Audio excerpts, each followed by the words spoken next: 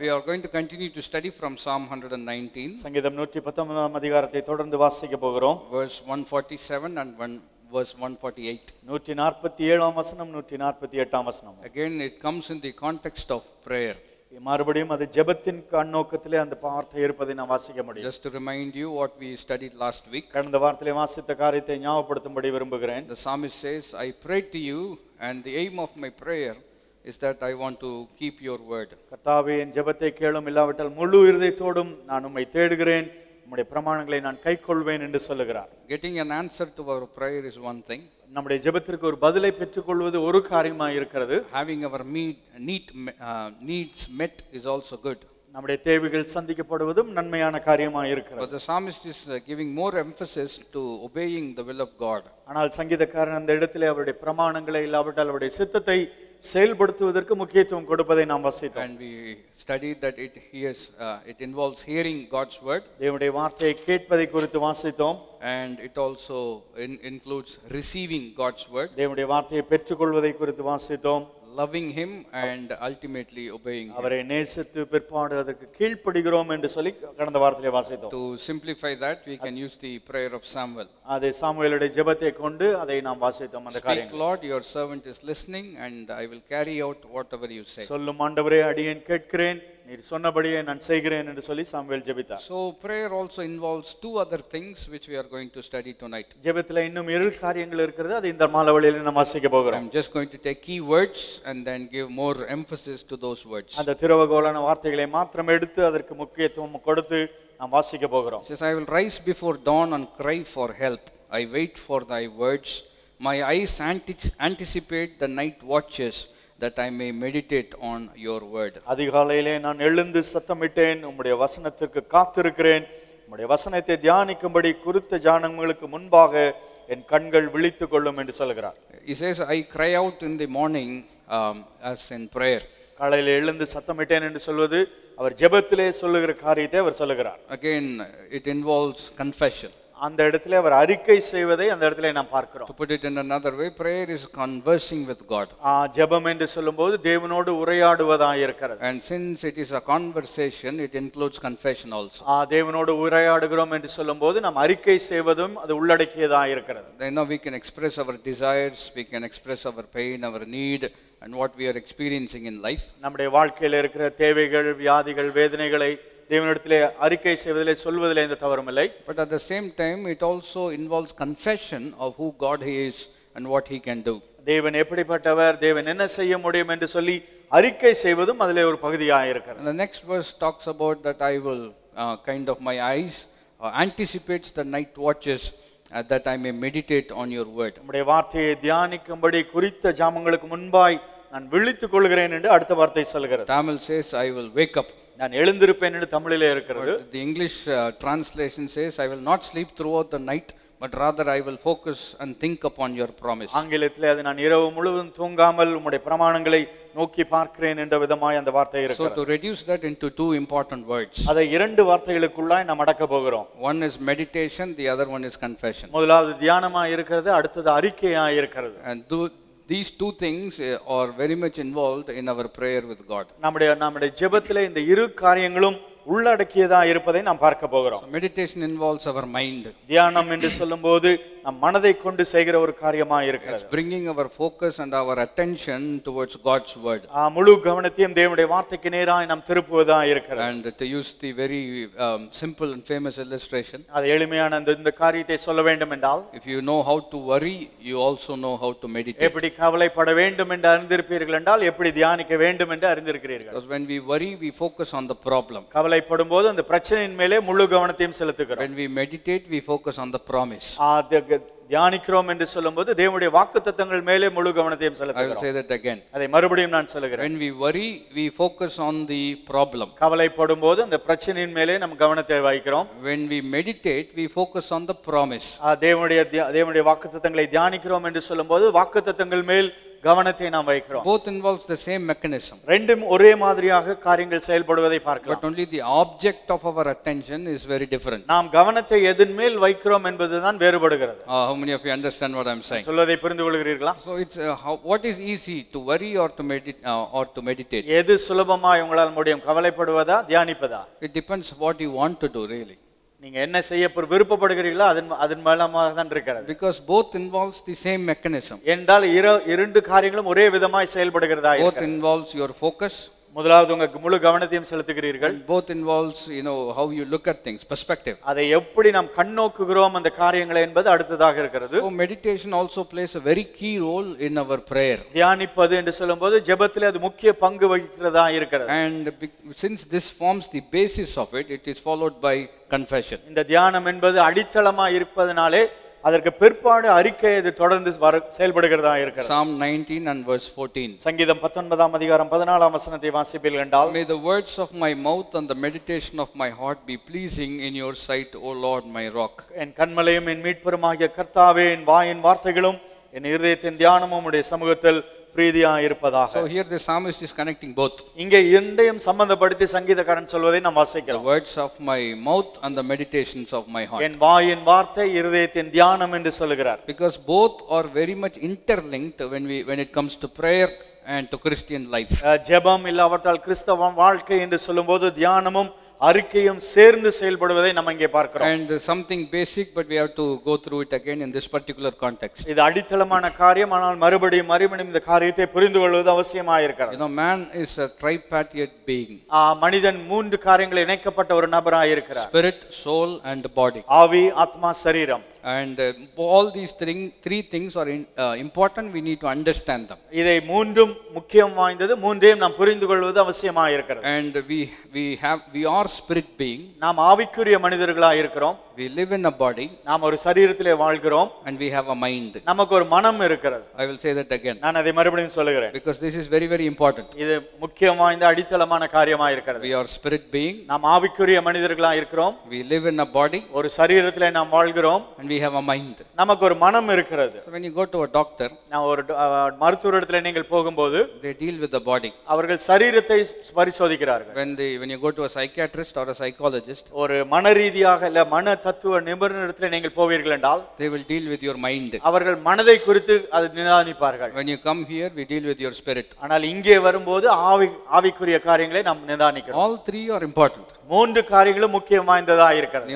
The medical field approaches from the point of body, soul, probably the spirit. மருத்துவ துறையிலே நீங்கள் இருந்து ஆரம்பிப்பீர்கள் என்றால் சரீரம், ஆத்மா, பின்பாக மனதாய் அது முடிகிறது. But the scriptural order of things is spirit, soul and body. ஆனால் ஆவிக்குரிய பிரகாரமாய் பார்ப்பீர்கள் என்றால் ஆவி, ஆத்மா, சரீரமாய் இருக்கிறது. Because that is the divine order in which things work. அதுதான் தெய்வீக முறையாக இருக்கிறது, அப்படிதான் காரியங்கள் கிரியை செய்கிறது. Remember, God said to Adam, on the day you eat of this fruit you shall surely die. ஆதாமை பார்த்து தேவன் சொன்னார், இந்த பழத்தை சாகிற நாளிலே சாப்பிடுகிற நாளிலே சாகவே சாவாய் என்று சொன்னார். And he partook of the fruit, he never died. அவர் அந்த பழத்தை சாப்பிட்டார், ஆனால் சாகவில்லை, சரீர பிரகாரமாய் சாகவில்லை. Naturally he was alive. உண்மையாக உலக பிரகாரமாய் உயிரோடு தான் இருந்தார். So what happened when God said you will die? நீ மரித்து போவாய், சாகவே சாவாய் என்று சொன்னது என்ன அர்த்தம் கொண்டதா இருந்தது? Death means separation. மரணம் என்று சொல்லும்போது பிரிவினையாய் இருக்கிறது. And what God separated during that particular time? அந்த காரியம் நடந்த பிற்பாடு என்ன பிரிவினை அங்கு நடந்தது? The spirit got separated from the spirit of God. தேவனுடைய ஆவியிலிருந்து மனுடைய ஆவி தனியாய் பிரிக்கப்பட்டது. Now since the spirit is cut off from God, தேவனிடத்திலிருந்து ஆவி தனியாய் பிரிந்தபடினாலே now the body and the mind they began to dominate the man. மனமும் சரீரமும் மனுஷனை ஆளுகை செய்ய ஆரம்பித்தது. How many of you understand what I am saying? உள்ளதை புரிந்து கொள்கிறீர்களா? So if you read Ephesians chapter 2 verse 2 and 3, எபேசியர் 2ஆம் அதிகாரம் 2-3 வசனங்களை வாசிப்பீர்கள் the என்றால், Bible says we ended up doing what our mind and what our body wanted. நம்முடைய மனதும் மாம்சமும் விரும்பினபடி நாம் செய்தோம் என்று அந்த வார்த்தை சொல்கிறது. The spirit was there, ஆவி அங்கேதான் இருந்தது. but it was not powerful enough to control the conduct of a person. உங்கள் செய்கைகளை கட்டுப்படுத்த ஆவிக்கு பலன் இல்லாமல் ஆவி அங்கதான் இருந்தது. Because the spirit was cut off from the Holy Spirit. ஏனென்றால் பரிசுத்த ஆவியிலிருந்து உங்கள் ஆவி அங்கே தனியாய் துண்டிக்கப்பட்டதா இருந்தது. So you know that it is wrong, but you don't have the power not to do it. நீங்கள் செய்வது தவறு என்று அறிவீர்கள், ஆனால் செய்யாமல் இருப்பதற்கு உங்களுக்கு பலன் இல்லை. That is why Paul is saying in Romans 7, ரோமர் 7ஆம் அதிகாரத்திலே பவுல் விதமாய் சொல்கிறார், the good I want to do I am unable to do, the bad I don't want to do I end up doing. நான் நன்மை செய்யும்படியாய் விரும்புகிறேன், ஆனால் நன்மை செய்ய முடியவில்லை, விரும்பாத தீமையே நான் செய்கிறேன் என்று சொல்கிறார். So the body dictates and the mind kind of cooperates and the person is dominated by these two things. அதனாலே சரீரம் ஒரு காரியத்தை வேண்டும் என்று சொல்லுகிறது, மனம் அதற்கு நேராய் செயல்படுகிறது, முழு கட்டுப்பாடும் சரீரத்தின் மேலாக சரீரத்துக்குள்ளாக அடங்கி இருக்கிறது. The conscience is there, it tells you it is wrong, but you cannot do anything else. மனம் அங்கேதான் இருக்கிறது, தவறு என்று சொல்கிறது. The conscience, மனசாட்சி அங்கேதான் இருக்கிறது, ஆனால் தவறு என்று சொன்னாலும் அதற்கு மேற்கொள்வதற்கு நம் பலன் இல்லாமல் போகிறோம். After saying few times it is wrong, the conscience also quietens down. மனசாட்சி கொஞ்ச நேரம் தவறு என்று சொல்லி பார்த்து நீங்கள் ஒன்றும் செயல்படவில்லை என்றால் அதுவும் அப்படியாக அமைதியாக இருந்து விடும். That is why the Bible says it is like people who are stirred in their conscience, மனசாட்சியில் சூடு உண்டவர்கள், which means they have lost the sensitivity of their conscience to things that are wrong. அந்த மனசாட்சியிலே உணர்வை இழந்து போன மனிதர்களாய் மாறி விடுகிறார்கள். So first time you tell a lie, ஒரு முதல் முறை பொய் சொல்லும்போது your conscience will say that is a lie. உங்கள் மனசாட்சி அது பொய் சொல்லாதே என்று சொல்லும். And it will say it a few times. அப்படி சில காலங்கள் நேரங்கள் அது சொல்லும். To a particular extent you will know this is truth and this is lie.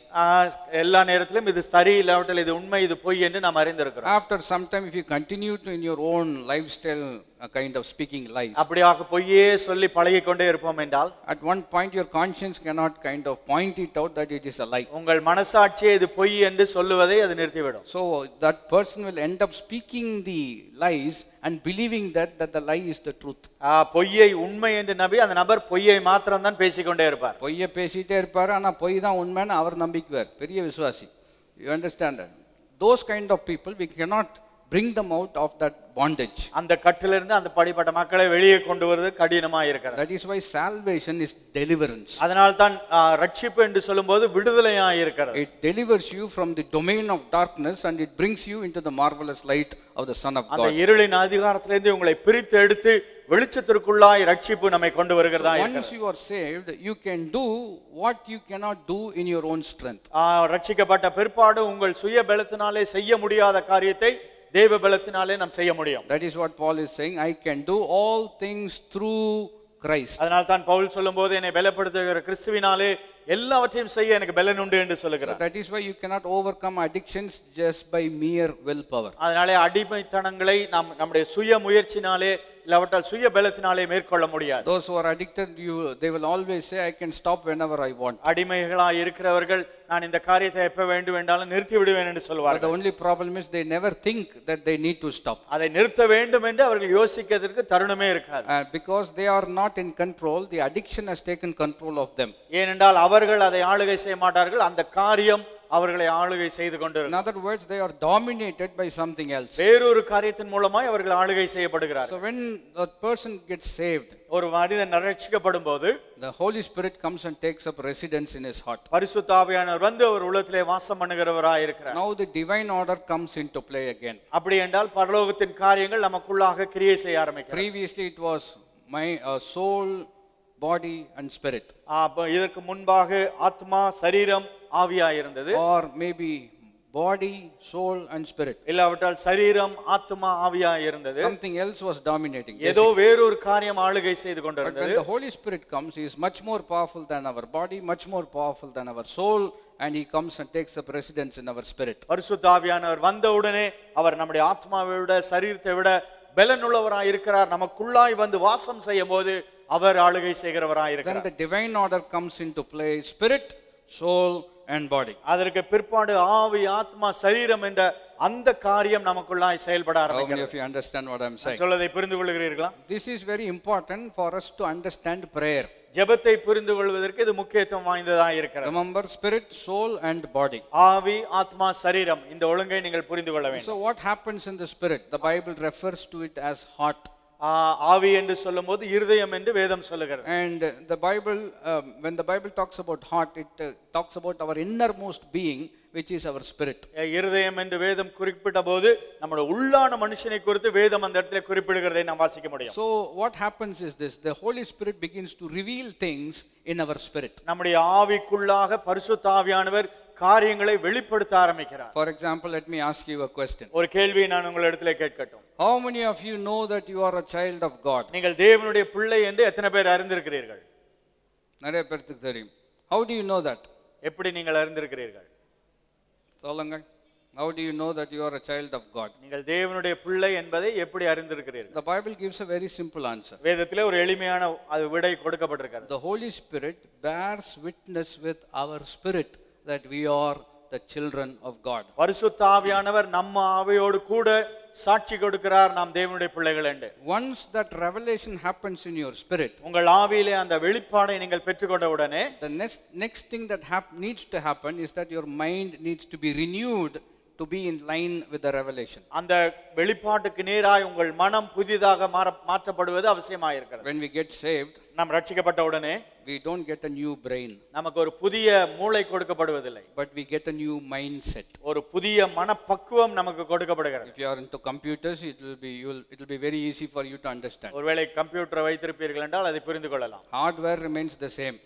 அந்த கம்ப்யூட்டருடைய ஹார்ட்வேர் அதோட அந்த மேல இருக்கிற பாகங்கள் எல்லாம் அதே தான் இருக்கும். But only the software has to be changed. உள்ள இருக்கிற அந்த மென்பொருள் மாத்திரம் தான் மாற்றப்படும். Very very simple example. Now we have smartphone. இப்பொழுதெல்லாம் ஐபோன் ஸ்மார்ட் போன்லாம் வச்சிருக்கிறோம். Since we are smart, we need a smartphone. நாம் ஸ்மார்ட்டா இருக்கிறபடினாலே எல்லாரும் ஸ்மார்ட் போன் வச்சிருக்கோம். Some of us are already smart, we just have a phone. If you want to use a certain application, you download the app. ஒரு காரியத்தை செயல்படுத்த வேண்டும் என்றால் நெட்ல இருந்து ஒரு காரியத்தை நீங்கள் டவுன்லோட் பண்ணி அதிலே சேவ் பண்ணிக்க வேண்டும். Same phone. அதே போன் தான், but you have to download the app. அந்த சாஃப்ட்வேரை நீங்க டவுன்லோட் பண்ண வேண்டும். Same brain. அதே மூளை தான், download the app. வேதத்திலிருந்து வார்த்தைகளை மூளைக்குள்ளாக செலுத்துங்கள். எத்தனை பேர் புரிஞ்சு ஆமென் சொல்றீங்க? That is why we are also smart. அதனால தான் நாமும் ஸ்மார்ட்டா இருக்கிறோம். You know, we have to download from Psalm 119, 147, 148 tonight. இந்த ராத்திரி வேளையில சங்கீதம் 119, 147, 148 வசனத்தை நான் டவுன்லோட் செய்ய வேண்டும். இந்த ஆப் டவுன்லோட் பண்ணிட்டீங்கன்னா சர்ச் பண்ண வேண்டாம். You understand what I am trying to say? Once you download this particular app, you don't have to search the whole net to get to the point. இந்த வார்த்தையை நீங்கள் உங்கள் இதயத்திலே ஏற்றுக்கொள்வீர்கள் என்றால் வேற எந்த காரியத்தையும் தேட வேண்டிய அவசியம் இல்லை. So Christian life, the entire Christian life is constantly downloading apps. கிறிஸ்தவ வாழ்க்கையானது தொடர்ந்து தேவனுடைய வார்த்தைகளை இருதயத்திலே ஏற்றுக்கொள்வதா இருக்கிறது. So coming to Sunday we download something. ஞாயிற்றுக்கிழமை வரும்போது ஒரு சில வார்த்தைகளை ஏற்றுக்கொள்கிறோம். Every time we read God's word, we get a revelation and it comes to our mind and has it renewed. தேவனுடைய வார்த்தையை நாம் வாசிக்கும் போது தேவன் வார்த்தைகளை வெளிப்படுத்துகிறார், நம்முடைய மனம் புதிதாக மாற்றப்பட்டு கொண்டே இருக்கிறது. So in our spirit the revelation happens. நம்முடைய ஆவியிலே அந்த மாறுதல் இருக்கிறதை நாம் பார்க்கிறோம். Then our mind has to get renewed to that particular revelation. அப்புறம் அந்த மனம், நம்முடைய மனமானது அந்த வெளிப்பாட்டுக்கு ஏற்ற விதமாய் மாற்றப்படுகிறதா இருக்கிறது. For that it takes some time for people. அதுக்கு சில காலங்கள் மக்களுக்கு பிடிக்கிறதா இருக்கிறது. For how many of you are used to writing in your right hand? உங்கள் வலது கரத்தை கொண்டு எத்தனை பேர் எழுதுகிறீர்கள்? யாரும் சொன்ன இல்லையா? We are all right-handed people. எல்லாரும் வலது கரத்தில் எழுதுகிறோம். But if suddenly I ask you to write with your left hand, how many of you will find it easy? திடீரென்று நான் இடது கரத்தால் எழுத வேண்டும் என்று சொன்னால் சுலபமாய் எத்தனை பேர் எழுதுவீங்க? ரைட்ல எழுதினாலே கிறுக்குன மாதிரி தான் தெரியும். இதுல லெஃப்ட்ல வேற எழுதணும்னா ரொம்ப கஷ்டம். You understand what I am trying to say? But I say it like this. நான் இவ்விதமாய் சொன்னேன் என்றால் I'll give you 1 year's time. ஒரு வருட காலம் கொடுக்கிறேன். You can switch from writing in your right hand to the left hand. இடது கரத்தால் எழுதி பழகிக் கொள்ளுங்கள் என்று நான் சொன்னால் How many of you think you can do it? அதை செயல்படுத்த முடியும் என்று எத்தனை பேர் யோசிக்கிறீங்க? It is possible. நிச்சயமாய் நடக்கும். And in the same way, for 40 years you lived according to your own mind and what it wanted, according to the dictates of your body. ஒருவேளை 40 வருட காலமாய் உங்கள் மனம் சொன்னபடி நீங்கள் யோசித்தபடி உங்கள் வாழ்க்கையை நீங்கள் நடத்தி கொண்டு இருந்தீர்கள். And one fine day you got saved. ஒரு நாளிலே நீங்கள் ரட்சிக்கப்பட்டீர்கள். And immediately we expect things to change, completely. உடனடியாக எல்லா காரியங்களும் மாற வேண்டும் என்று நாம் எதிர்பார்க்கிறோம். If anyone is in Christ, is a new creation. All things passed away, everything has become new. ஒருவன் கிறிஸ்துவுக்குள்ளாக இருந்தால் எல்லாம் பழையவைகள் எல்லாம் ஒளிந்து போயின, எல்லாம் புதிதாயின என்று வார்த்தை சொல்கிறது. But let me ask you another question. ஆனால் இன்னொரு கேள்வியை நான் உங்களிடத்திலே கேட்கட்டும். Is the old things passed away? பழசெல்லாம் ஒளிஞ்சு போயிடுச்சா? எங்க போச்சு? You know, does it mean that we are not saved? அப்படி என்றால் நான் ரட்சிக்கப்படவில்லை என்று அர்த்தமா? No, that is not how we need to approach. அப்படி அதை நாம் ஏற்றுக்கொள்ள வேண்டிய அவசியம். We have received a new spirit. ஒரு புதிய ஆவியை நமக்குள்ளாய் நாம் பெற்றிருக்கிறோம். The old spirit has been removed. பழைய ஆவியானது எடுக்கப்பட்டிருக்கிறது. Now the mind has to get renewed to the new spirit. அந்த புதிய ஆவிக்கு தக்கதாய் நம்முடைய மனம் புதிக்கப்பட வேண்டியது அவசியமாக இருக்கிறது. It's like getting married. திருமணமாவது போல இருக்கிறது. 25 years they live in another house, 25 years he lives in another house. இருவரும் வேறு வேறு வீட்டிலே 25 வருடங்கள் வாழ்ந்திருப்பார்கள். After 25 years of living in their own kind of setup, now they are brought together and expected to live the perfect life. 25 வருடத்துக்கு பிற்பாடு இருவரும் இணைக்கப்பட்டு சரியான வாழ்க்கை வாழ வேண்டும் என்று கொண்டு வந்து நிற்கப்படுகிறார்கள். And they expect everything to be perfect. எல்லாமே சரியாய் நடக்கும் என்று எதிர்பார்க்கிறார்கள். But sometimes it takes 25 years of unlearning what you have learned for 25 years. 25 வருடங்களாய் நீங்கள் கற்றுக்கொண்ட காரியங்கள் தவறு இல்லாவிட்டால் அதை மாற்றி அமைப்பதற்கு இன்னொரு 25 வருடங்கள் பிடிக்கிறது. When you are cutting the cake on your 50th wedding anniversary, 50வது ஆண்டு விழாவை கொண்டும்போது கேக் கட் பண்ணும்போது ரெண்டு பேர் கை பிடிச்சு வெட்டும்போது இந்த மனுஷன் இன்னும் எனக்கு தெரியாது. Because he is new every day. You know, baggage is so much. Baggage is so much. அவ்வளவு அதிகமாய் அங்கே கற்றுக்கொள்ள வேண்டியது இருக்கிறது. How many of you understand what I'm trying to say? நான் சொல்வதை புரிந்து கொள்கிறீர்களா? Christian life also works in similar ways. கிறிஸ்தவ வாழ்க்கையும் அதே போல தான் வேலை செய்கிறது. Renewing is a constant thing that continuously happens in our life. புதுப்பிக்கப்படுதல் என்று சொல்லும்போது தொடர்ந்தேர்ச்சியாக நம்முடைய வாழ்க்கையில செயல்படுகிற ஒரு காரியமாக The இருக்கிறது. Holy Spirit constantly works in our mind, changes the wrong mindsets and brings the mind of Christ into our hearts. பரிசுத்த ஆவியானவர் தொடர்ந்து வேலை செய்து நம்முடைய மனதிலே தவறான எண்ணங்கள் காரியங்களை ஒவ்வொரு நாளும் மாற்றி அதை புதிதாய் மாற்றிக் கொண்டே இருக்கிறார். And he uses the word to bring about that wonderful change. தேவனுடைய வார்த்தையை கொண்டு அந்த மாறுதலை நம்முடைய வாழ்க்கையிலே அவர் கொண்டு வருகிறவராய் இருக்கிறார். So going back to spirit, that is where revelation takes place. ஆவி அந்த வார்த்தையை எடுத்துக்கொள்வோம் என்றால் அங்கேதான் நாம் வெளிப்பாடை பெற்றுக்கொள்கிறோம். Then our mind needs to be renewed, that is the soul aspect of it. அதற்காக அடுத்ததுக்கு பிற்பாடு மனது அதிலே நம்முடைய ஆத்மா இருக்கிறது, அந்த மனம் புதிதாக்கப்பட வேண்டியது அவசியமா இருக்கிறது. What to do with this body in this particular context? இந்த பட்சத்திலே இந்த சரீரத்தை கொண்டு நாம் என்ன செய்கிறோம்? That is where confession comes. அங்கே அறிக்கை அங்கே இருப்பதை நாம் பார்க்கிறோம். How many of you understand what I'm saying? சொல்வதை புரிந்து கொள்கிறீர்களா? You receive your revelation in your spirit. வெளிப்பாடை ஆவியிலே பெற்றுக்கொள்கிறோம். Your mind gets renewed. உங்கள் மனம் புதிதாய் மாற்றப்படுகிறது. And you use your body to confess your renewed mind and to confess the revelation that you have received. நீங்கள் பெற்றுக்கொண்ட வெளிப்பாடையும் உங்கள் மனம் புதிதாக்கப்பட்டதையும் உங்கள் சரீரத்தின் மூலமாய் நீங்கள் அறிக்கை செய்கிறீர்கள். And your mouth is part of the body. You use your mouth to confess what God has already done in your heart. உங்கள் வாய் சரீரத்தின் ஒரு அங்கமாய் இருக்கிறபடினாலே வாயை கொண்டு தேவன் என்ன செய்திருக்கிறார் என்பதை நீங்கள் அறிக்கை செய்கிறீர்கள். How many of you understand what I'm saying? சொல்வதை புரிந்து கொள்கிறீர்களா? You know, Jesus was asking this question to the disciples. சீஷர்களை பார்த்து இயேசு கிறிஸ்து இந்த கேள்வியை கேட்டார். Who do people say that I am? நான் யார் என்று மக்கள் சொல்லுகிறார்கள்? And they were giving lots of opinions. நிறைய காரியங்களை அவர்கள் சொன்னார்கள். And Peter said, you are the son of the living God. நீர் ஜீவனுள்ள தேவனுடைய குமாரன் என்று பேதுரு சொன்னார். And Jesus said, flesh and blood has not taught this to you, but you have received it as a revelation from the Father. மாம்சமும் இரத்தமும் இதை உனக்கு வெளிப்படுத்தவில்லை, தேவனே உனக்கு வெளிப்படுத்தினார் என்று இயேசு கிறிஸ்து சொன்னார். So he has received a revelation. அவர் ஒரு வெளிப்பாடை பெற்றுக்கொண்டார். Mind processed it. அவருடைய மனம் அதை செயல்படுத்தினது. He opened his mouth and he said, you are the son of the living God. வாயை கொண்டு அவர் அறிக்கை செய்தார், நீர் ஜீவனுள்ள தேவனுடைய குமாரன் என்று சொல்லி. And Jesus says, upon this confession of the revelation I will build my church. இந்த அறிக்கையின் மேலாக என்னுடைய சபையை கட்டுவேன் என்று இயேசு கிறிஸ்து சொன்னார். That what happens in your life and my life also. உங்களுடைய வாழ்க்கையிலும் என்னுடைய வாழ்க்கையிலும் அதுதான் நடக்கிறது. We confess Jesus as the Lord of our life. இயேசு கிறிஸ்து தான் மெய்யான தேவன், என்னுடைய வாழ்க்கையின் அதிபதி என்று அறிக்கை செய்கிறோம். Based on that confession of revelation, God begins to build our church, which is our life. அந்த அறிக்கையின் மேலாக தேவன் நம்முடைய சபையை கட்டுகிறார், அதுதான் நம்முடைய வாழ்க்கையாய் இருக்கிறது. How many of you understand what I'm saying? நான் சொல்வதை புரிந்து கொள்கிறீர்களா? Same principle works in prayer also. ஜெபத்திலும் இதே காரியம் செயல்படுவதை பார்க்கலாம். The psalmist says, I meditate, then I confess. ஆமா, சங்கீதக்காரன் சொல்லுகிறான், நம்முடைய வார்த்தைகளை தியானித்து அறிக்கை செய்கிறேன் என்று Come சொல்லுகிறான். with me to 2 Corinthians chapter 4 and verse 13. 2 கொரிந்தியர் 4ஆம் அதிகாரம் 13ஆம் வசனத்துக்கு திருப்பிக் கொள்ளுங்கள். There you will find how confession is important and necessary. அங்கே அறிக்கை எவ்வளவு முக்கியத்துவம் வாய்ந்தது என்பதை நாம் பார்க்க முடியும். Prayer involves conversation, therefore it involves confession.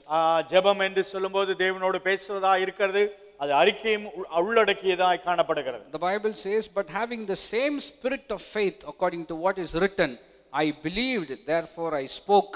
We also believe, therefore also we speak. விசுவாசித்தேன் ஆகையால் பேசினேன் என்று எழுதியிருக்கிறபடி நாங்களும் அந்த விசுவாசத்தின் ஆவியை உடையவர்களாய் இருந்து விசுவாசிக்கிறபடியினால் பேசுகிறோம். We don't just speak because we have to speak. நாம் பேச வேண்டும் என்று பேசுவதில்லை. But the apostle Paul makes a wonderful difference. Pavul அந்த இடத்துல ஒரு வேறுபாடை அங்கே சொல்வதை நாம் வாசிக்கிறோம். He says we speak because we believe, and having the spirit of faith we confess.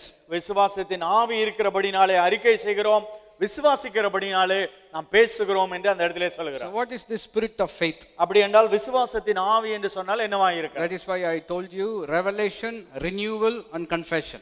முதலாவது வெளிப்பாடு, அதற்கு பிற்பாடு மனம் புதிதாகிறது, அதற்கு பிற்பாடு அறிக்கையாய் இருக்கிறது. No, mere confession is not going to help us. வெறும் அறிக்கை மாத்திரம் நமக்கு எந்த பிரயோஜனமும் இல்லை. It has to be an expression of revelation having taken place in our hearts. நம்முடைய இதயத்திலே பெற்றுக்கொண்ட வெளிப்பாடின் அது அறிக்கையாக தான் அந்த அறிக்கை இருக்க வேண்டும். So the spirit of faith means without the enabling of the Holy Spirit you cannot bring about a true confession. அந்த விசுவாசத்தின் ஆவி என்று சொல்லும்போது பரிசுத்த ஆவியானவரின் உதவி இல்லாமல் அந்த அறிக்கையை நாம் செயல்படுத்த முடியாது. Let me illustrate it from the scripture itself. வேதத்திலிருந்து ஒரு வார்த்தையை நான் சொல்லட்டும். 1 Corinthians chapter 12 and verse 3. 1 கொரிந்தியர் 12ஆம் அதிகாரம் 3ஆம் வசனத்தை வாசிப்பீர்கள் என்றால், Therefore I make known to you that no one speaking by the Spirit of God says Jesus is accursed, and no one can say Jesus is Lord except by the Holy Spirit. தேவனுடைய ஆவியினாலே பேசுகிற எவனும் இயேசுவை சபிக்கப்பட்டவர் என்று சொல்ல மாட்டான். பரிசுத்த ஆவியினாலே அண்டி இயேசுவை கர்த்தர் என்று ஒருவனும் சொல்லக்கூடாது என்று உங்களுக்கு தெரிவிக்கிறேன். The second part is very important. அத பிற்பகுதி முக்கியம் வாய்ந்ததா இருக்கிறது. Nobody can say Jesus is Lord in a real way without the help of the Holy Spirit. பரிசுத்த ஆவியின் உதவி இல்லாமல் இயேசு கிறிஸ்துவை கர்த்தர் என்று ஒருவனாலும் உண்மையாய் சொல்ல முடியாது. How many of you understand what I am saying? சொல்வதை புரிந்து கொள்கிறீர்களா? Everybody say Jesus is Lord, everybody will say it. இயேசு கிறிஸ்து ஆண்டவர் என்று சொல்வீர்கள் என்றால் எல்லாரும் சொல்வார்கள். They go to another meeting, somebody else will teach them something else, they will also say that. இன்னொரு கூட்டத்திற்கு போய் வேறொரு காரியத்தை சொல்வார்கள் என்றால் அங்கேயும் போய் அதை சொல்வார்கள். But what the Bible says is this. ஆனால் வேதம் குறிப்பிடுகிறது இந்த இடத்துல இதுவா இருக்கிறது. Without the help of the Holy Spirit, no true confession will come out of a man's mouth. பரிசுத்த ஆவியின் உதவி இல்லாமல் உண்மையான அறிக்கை ஒரு மனிதனுடைய வாயிலிருந்து புறப்பட்டு வராது. That is why we said revelation takes place in the Spirit, by the Spirit. அதனால் தான் ஆவியிலே தான் அந்த வெளிப்பாடு வரும். பரிசுத்த ஆவியின் மூலமாக தான் அந்த வெளிப்பாடு நமக்கு கொடுக்கப்படுகிறது. And as a result of that revelation, your mind gets renewed and you begin to confess what God has already spoken into your heart. அந்த வெளிப்பாடின் நிமித்தமாய் நம்முடைய மனம் புதிதாக்கப்படுகிறது. அதன் மூலமாய் நம் வாயினாலே அறிக்கை செய்கிறோம். Hallelujah. Hallelujah. So in prayer ஜெபத்திலே நாம் என்ன செய்கிறோம் என்றால், you can use your own words. உங்கள் சொந்த வார்த்தைகளை நீங்கள் உபயோகப்படுத்தலாம். Yes, it is powerful. அது வல்லமையுள்ள வார்த்தைகள் தான். But when you use God's word, it's much more powerful. ஆனால் தேவனுடைய வார்த்தைகளை எடுத்து நீங்கள் அறிக்கை செய்யும்போது இன்னும் வல்லமையாய் இருக்கிறது. To put it in another way, அதை மாற்றி சொல்ல வேண்டும் என்றால், instead of using your words, if you are using God's word, that is the ultimate expression of revelation expressing itself in confession. உங்களுடைய வார்த்தைக்கு பதிலாக தேவனுடைய வார்த்தைகளை எடுத்து அறிக்கை செய்வீர்கள் என்றால் உங்களுக்கு கொடுக்கப்பட்ட வெளிப்பாடின் உச்சகட்டம் அதுவாய் இருக்கிறது. Hallelujah. Hallelujah. So in prayer it is very important that we speak the word of God. அதனால ஜெபத்திலே தேவனுடைய வார்த்தைகளை நாம் சொல்லுவது முக்கியமானதாய் இருக்கிறது. So Paul says without the Holy Spirit nobody can truly confess. அதனால பரிசுத்த ஆவியின் உதவி இல்லாமல் யாரும் உண்மையாய் அறிக்கை செய்ய முடியாது. So you can confess 5000 times, 10000 times on your own accord. உங்களுடைய சுய பலத்தினாலே 5000 முறை 10000 முறை நீங்கள் அறிக்கை செய்யலாம். You can confess as many times as you want. எத்தனை நேரம் வேண்டும் என்றாலும் அறிக்கை செய்யலாம். But if you want to look at it from a scriptural point of view, ஆனால் வேதத்தின்படி அதை பார்க்க வேண்டும் என்றால், without the Holy Spirit no true confession comes. பரிசுத்த ஆவியின் உதவி இல்லாமல் உண்மையான அறிக்கை அது வாயிலிருந்து வராது. When the Holy Spirit enables you, you don't have to confess 5000 times. Once is good enough. நீங்கள் பரிசுத்த ஆவியானவர் உங்களுக்கு உதவி செய்யும்போது 5000 தடவை சொல்ல வேண்டாம், ஒரு முறை சொன்னால் போதும். Hallelujah. Hallelujah. You know, when you are in your home doing something, வீட்ல இருந்து ஏதோ ஒரு காரியத்தை செய்வீர்கள் என்றால், somebody comes and presses the calling bell. வீட்ல யாராவது ஒருவர் வந்து காலிங் பெல் அடிக்கிறார்கள் என்றால், they press it once, ஒரு தடவை அவர்கள் அழுத்தும்போது you are all right. நீங்கள் சரியா இருப்பீர்கள். டங்கு டங்கு டங்கு டங்கு டங்கு அடிச்சா, the way you laugh tells me what you feel. நீங்க நீங்கள் சிரிப்பதை பார்த்தாலே நீங்கள் என்ன செய்வீர்கள் என்று எனக்கு புரிகிறது. And you open the door and that's your husband standing with flowers. If it is somebody else, you would have really given him the anointing. அங்கே நிற்பவர் உங்கள் கணவனாக இருப்பார், அதனால வாயை மூடிக்கொள்வீர்கள். வேறொருவராக இருந்தால் கையில பூவோட நிக்கிறார், ஒண்ணுமே சொல்ல முடியல. You understand what I'm trying to say? சொல்வதை புரிந்து கொள்கிறீர்கள் என்று நம்புகிறேன். But from the other point, அதற்கு எதிர்மறையாய் சொல்ல வேண்டும் என்றால் confession is good. அறிக்கை நல்லதுதான். You can repeat it as many times as you want because you have received a revelation. வெளிப்பாடை பெற்றுக்கொண்டபடினாலே எத்தனை முறை வேண்டும் என்றாலும் அறிக்கை செய்யலாம். How many of you understand the difference? அந்த வித்தியாசத்தை எத்தனை பேர் புரிந்து கொள்கிறீர்கள்? Lord, I love you. ஆண்டவரே உம்மை நேசிக்கிறேன். You can say it as many times as you want.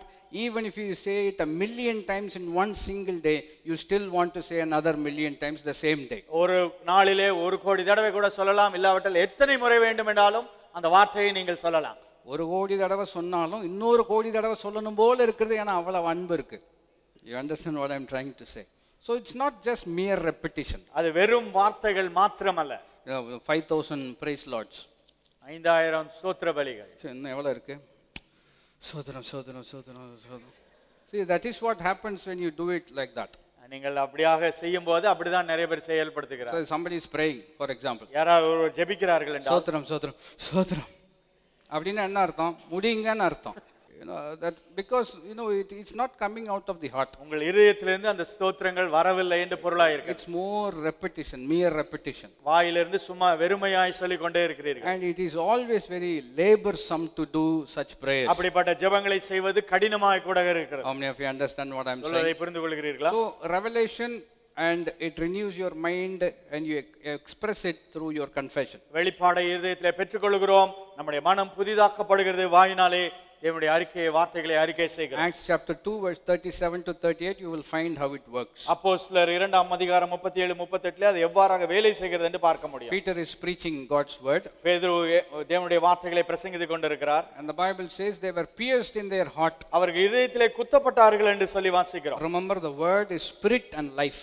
அந்த வார்த்தையானது ஜீவனும் ஆவியுமாய் இருக்கிறது. And it may appeal to your intellect. ஒருவேளை உங்கள் மனதிலே புரிந்து கொள்ள கூடியதாக காணப்படுகிறது. உங்களுடைய அறிவுக்கு சவாலாக வருவதற்கு வாய்ப்பு இருக்கிறது. It can appeal to your intellect. உங்கள் அறிவுக்கு அது ஒரு சவாலான வார்த்தைகளாக இருக்கலாம். But it has to go beyond your intellect and touch your innermost being, which is your spirit. உங்கள் அறிவுக்கு மேலாக சென்று உங்கள் இதயத்துக்குள்ளாக அந்த வார்த்தைகள் செயல்பட வேண்டியதாக இருக்கிறது. Sometimes it bypasses the intellect and touches your spirit. உங்கள் அறிவை அது இல்லாமல் உங்கள் இதயத்துக்குள்ளாக அந்த வார்த்தைகள் சில நேரம் செல்கிறது. That is why people say it like this. அதனால தான் மக்கள் விதமாய் சொல்வார்கள். I cannot explain it, but I know I have got it.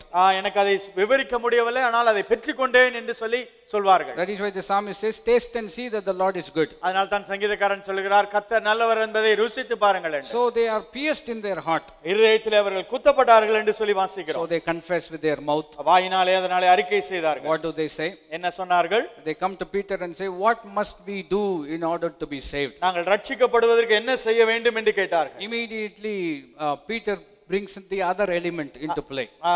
பேதுரு அடுத்த பகுதியை அவர்களுக்கு சொல்லுகிறார். He said, repent. மனம் திரும்புங்கள் என்று சொல்லுகிறார். Remember, they were pierced in their hearts, which is their spirit. இருதயத்திலே அவர்கள் குத்தப்பட்டார்கள், அது அவருடைய ஆவியாய் இருக்கிறது. They confess with their mouth, what should we do? என்ன செய்ய வேண்டும் என்று வாயினாலே அறிக்கை செய்தார்கள். And Peter says, you have to repent. பேதுரு சொல்லுகிறார், நீங்கள் மனம் திரும்ப வேண்டும் என்று. Repentance is changing your mind. மனம் திரும்புதல் என்பது மனம் புதுப்பிக்கப்படுகிறதா இருக்கிறது. Repentance is, to put it like this, மன்னிப்பு என்று சொல்லும்போது விதமாக இருக்கிறது. யூ டர்ன் என்ன பண்றோம்? வந்ததுல திரும்பி போறோம். யூ டர்ன், நீங்கள் திரும்ப வேண்டும். You understand what I am trying to say?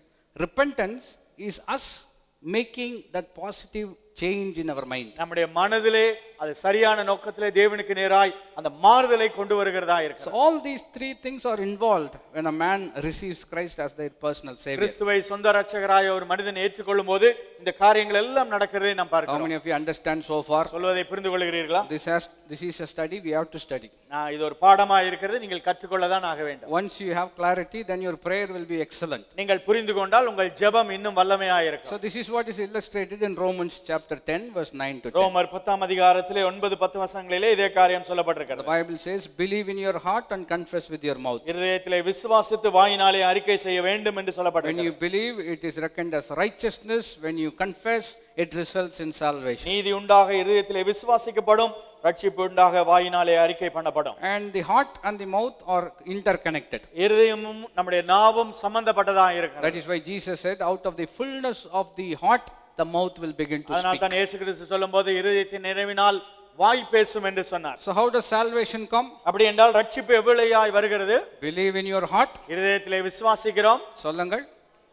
Confess with your mouth. வாயினாலே அறிக்கை செய்கிறோம், Results in salvation. அது ரட்சிப்பு நமக்குள்ளாய் உண்டாகிறது. What is salvation? ரட்சிப்பு என்றால் என்னவாய் இருக்கிறது? Salvation is the sum total of all God's blessing. தேவனுடைய ஆசீர்வாதம், ஒட்டுமொத்தத்தின் ஆசீர்வாதத்தின் கூட்டுதான் ரட்சிப்பாய் இருக்கிறது. So if salvation is the sum total of all blessings, தேவனுடைய ஆசீர்வாதத்தின் ஒட்டுமொத்தம் ரட்சிப்பாய் இருக்கும் என்றால், and that we receive by believing and confessing, அதை நாம் விசுவாசித்து அறிக்கை செய்வதன் மூலமாய் பெற்றுக்கொள்கிறோம். how are you going to have your need met? அப்படி என்றால் உங்கள் தேவைகளை எப்படி சந்திக்க போகிறீர்கள், இல்லாவிட்டால் எப்படி சந்திக்கப்படும்? ரட்சிப்பே விசுவாசித்து அறிக்கை செய். அறிக்கை செய்வதனால் தான் வந்தது அப்படின்னு சொன்னா, மற்ற ஆசீர்வாதங்களும் எப்படி தான் வரும்? விசுவாசித்து அறிக்கை செய்ய வேண்டும். அறிக்கை செய்யும்போது ஜெபமா மாறிடுது. அறிக்கை செய்யறதுக்கு முன்னாடி எங்க மாற்றம் வந்திருக்கணும்? இருதயத்தில். How many of you understand what I am saying? புரிந்து கொள்கிறீர்கள்? If the greatest blessing is received by believing and confessing, மிகப்பெரிய அற்புதத்தை நாம் விசுவாசித்து அறிக்கை செய்து பெற்றுக்கொண்டோம் என்றால், every other blessing we can receive it only in this way. மற்ற எல்லா ஆசீர்வாதத்தையும் இந்த வழியில் தான் பெற்றுக்கொள்ள முடியும். If you understand, lift your hand and say a big amen. ஆமென் சொல்லுங்கள். So for us to pray the right kind of prayers, சரியான கோணத்திலே ஜெபிக்க வேண்டும் என்றால், something has to happen in our heart. நம்முடைய இருதயத்திலே ஒரு மாறுதல் இருப்பது அவசியமாக இருக்கிறது. That is why the Bible says the earnest prayer of a righteous man makes tremendous power available. நீதிமானுடைய ஊக்கமான ஜெபம் மிகுந்த பலனுள்ளதாக இருக்கிறது என்று வார்த்தை சொல்லுகிறது. And the prayer or the faith-filled prayer will bring about the healing of the sick. உண்மையுள்ள ஜெபம் பிணியாளியை, விசுவாசமுள்ள ஜெபம் பிணியாளியை ரட்சிக்கும் என்று வார்த்தை சொல்லுகிறது. So believing is done in our heart. விசுவாசமானது, விசுவாசிப்பது நம்முடைய இருதயத்திலே செயல்படுகிற காரியமாக இருக்கிறது. And as a result of that revelation, you begin to confess what God has already spoken in your heart. அந்த வெளிப்பாடு நிமித்தமாய் உங்கள் வாயினாலே தேவன் சொன்ன காரியத்தை நீங்கள் அறிக்கை செய்ய ஆரம்பிக்கிறீர்கள். That is why Jesus uses this example. அதனால தான் இயேசு கிறிஸ்து இந்த உதாரணத்தை சொன்னார். Quoting from Isaiah, ஏசாயாவிலிருந்து, the Bible says, they draw near to me with their lips, but their hearts are very far away. வாயினாலே அறிக்கை செய்கிறார்கள், ஆனால் அவர்கள் இருதயமோ என்னை விட்டு தூரமாக இருக்கிறது என்று சொன்னார். தங்கள் வாயினால் என்னிடத்தில் சமீபித்து வருகிறார்கள், அவருடைய இருதயமோ தூரமா இருக்கு. By doing so, they worship in vain. அவர்கள் வீணாய் ஆராதிக்கிறார்கள் என்று சொல்லப்பட்டிருக்கிறது. So why does this prayer has become a vain prayer? அப்படி என்றால் இந்த ஜெபம் எப்படி வீணான ஜெபமாய் மாறுகிறது? Because their mouth is saying the right thing, வாய் சரியான காரியத்தை சொல்கிறது, but their heart is not there. ஆனால் இருதயம் வேற எங்கேயோ இருக்கிறது. Man looks at the face, மனிதன் முகத்தை பார்க்கிறான். where does God look at? தேவன் எங்கே பார்க்கிறார்? So when let's all pray and everybody lifts their voice in praise. நாம் ஜெபிப்போம் என்று சொன்ன உடனே எல்லாரும் சத்தங்களை உயர்த்தி ஜெபிக்க ஆரம்பிக்கிறார். So the one who leads the prayer is very satisfied. ஜெபத்தை நடத்துகிறவர் எல்லாரும் ஜெபிக்கிறார்கள் என்று சந்தோஷப்படுவார். நாம சொல்லி எல்லாரும் ஜெபம் பண்றாங்க, பரவாயில்லை, நமக்கு கொஞ்சம் வல்லமை இருக்கு. That's what he is satisfied. அவர் ஜெபத்தை நடத்துகிறவர் சந்தோஷப்படுகிறார். But God is not looking at the noise level or looking at the lips. He is looking at the heart. தேவன் அந்த சத்தத்தை கவனிப்பதில்லை, வாயை கவனிப்பதில்லை, இருதயத்தை கவனிக்கிறவராய் இருக்கிறார். So because only God can look at it. தேவன் மாத்திரம் தான் இருதயத்தை பார்க்க முடியும். Let me give you another very simple example. இன்னொரு உதாரணத்தை நான் சொல்லட்டும். Formality. ஒரு பழக்கம். If anybody comes to your house, வீட்டுக்கு யாராவது ஒருவர் வருவார்கள் என்றால், after the Bible study is finished, வேத பாட வகுப்பு பிற்பாடு I come to your home, உங்கள் வீட்டுக்கு நான் வருகிறேன். What do you say normally? நீங்கள் என்ன சொல்வீர்கள்? வந்துட்டீங்களா? You wouldn't say that. What would you say? அப்படி சொல்ல மாட்டோம். என்ன சொல்வீர்கள்? வாங்க வாங்க, please come and have a seat. வாங்க உட்காருங்க என்று சொல்வோம். காஃபி சாப்பிடுறீங்களா? That's a formality. இது பழக்க தோஷத்துல அப்படி கேட்போம். ஏன்னா வீட்டில் காபி தூளே கிடையாது, அவன் காப்பியை குடிக்கிறது இல்லை. But what do they ask? என்ன கேட்பார்கள்? Would you like to have some coffee? Coffee குடிக்கிறீங்களான்னு கேட்பார்கள். But they will ask with their mouth. வாயில கேட்பாங்க. Inside they will say, please don't ask. ஆனா இருதயத்துல கேட்காமல் இருந்தால் நல்லது என்று No யோசிப்பார். coffee powder, milk, no milk. பால் இல்ல, காஃபி பவுடரும் இல்ல. I just said it. சும்மா வெறுமையாய் சொன்னார். When they are about to leave, வெளியே போவதற்கு முன்பாக சாப்பிட்டுட்டு போயிடலாமே. Immediately they say, why don't you have some dinner with us? சாப்பிட்டுட்டு போங்க என்று சொல்வார்கள். But in reality, they haven't got anything. உண்மையாக வீட்ல ஒண்ணும் இருக்காது. Oh, I remember one example. ஒரு உதாரணத்தை ஞாபகம் வருகிறது. He was in our church long time ago. ரொம்ப நாட்களுக்கு முன்பாக நம்முடைய சபையில Went to a particular house. ஒரு வீட்டுக்கு நாங்கள் போனோம். Formality, why don't you stay back for dinner? ராத்திரி சாப்பிட்டு போங்க என்று சொன்னார்கள். So he said, okay. சரி என்று சொல்லிவிட்டார். So they were making dosai. Dosa சுட்டு கொண்டிருந்தார். They thought probably he'll eat 5 or 6 maximum. 5-6 dosa சாப்பிடுவார் என்று அவர்கள் யோசித்தார். He ate 26. 26 தோசை சாப்பிட்டார். இது எப்படி தெரியும்னா அந்த அம்மா சொல்றாங்க, முழியே வலிக்குது பாஸ்டர். நான் நினைக்கவே இல்லை இவ்வளவு சாப்பிடுவாருன்னு. நெக்ஸ்ட் டைம் வந்தாங்கன்னா அல்லேலுயா.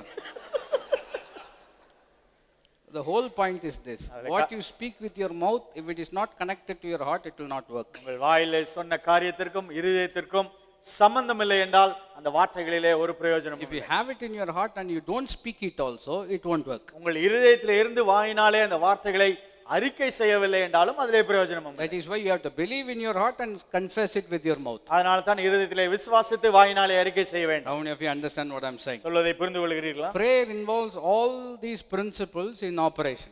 ஜெபமானது இந்த காரியங்கள் எல்லாம் உள்ளடக்கியதாக தான் செயல்படுகிறது. Again, to approach it from another point of view, இன்னொரு வகையில் அதை சொல்ல வேண்டும் என்றால் confession and meditation is also interconnected.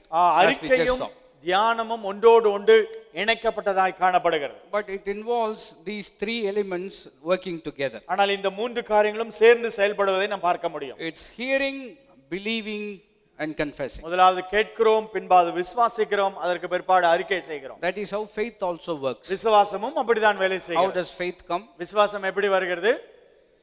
Comes by hearing. கேட்கிறோம் முதலாவது. Once you hear, you begin to believe in your heart, that is faith. நீங்கள் கேட்ட வார்த்தைகளை இதயத்திலே விசுவாசிக்கிறீர்கள், அதுதான் விசுவாசம். Once you believe, what is the next step? நீங்க விசுவாசித்ததற்கு பிற்பாடு அடுத்தது என்னவாக இருக்கிறது? சொல்லுங்க. Confess. So for confession to come, first thing needs to happen is you need to hear. அப்படி என்றால் அறிக்கை செய்வதற்கு முதலாவது நீங்கள் கேட்க வேண்டும். Take the marriage vow for example. திருமணத்திலே வாக்குறுதிகளை சொல்வதை கேட்டிருப்பீர்கள். There also this particular thing works. அங்கேயும் இதே காரியம் செயல்படுகிறது. Hearing, believing and confessing. முதலாவது கேட்கிறோம், விசுவாசிக்கிறோம், அறிக்கை செய்கிறோம். First the pastor says, முதலாவது போதகர் சொல்லுகிறார். the man has to hear. அந்த சகோதரன் கேட்கிறார். Then he has to believe. பின்பாடு விசுவாசிக்கிறார். Then he has to do what? அடுத்ததாக அறிக்கை செய்கிறார். அறிக்கை செய்கிறார். கரெக்டா சொல்லிட்டார். You understand what I'm trying to say? It works in every aspect. அது எல்லா காரியங்களிலும் அப்படிதான் செயல்படுகிறது. So for example, pastor says, pastor விதமாய் சொன்னால், he hears, அவர் கேட்கிறார், doesn't believe, our விசுவாசிக்கவில்லை, just confesses, வாயிலே சொல்லிவிட்டார். how will the family life be? குடும்பம் எப்படி இருக்கும்? சொன்னேன், அதுக்காக கொஞ்சம் பேருக்கு புரியும் நினைக்கிறேன். I said because that is the procedure, therefore I said it. You cannot hold me to that. பழக்க தோஷம் அப்படிதான் சொல்ல வேண்டும், அதனால சொன்னா. பழக்க தோஷம் தான் நிறைய தடவை பண்ணிட்டாரு.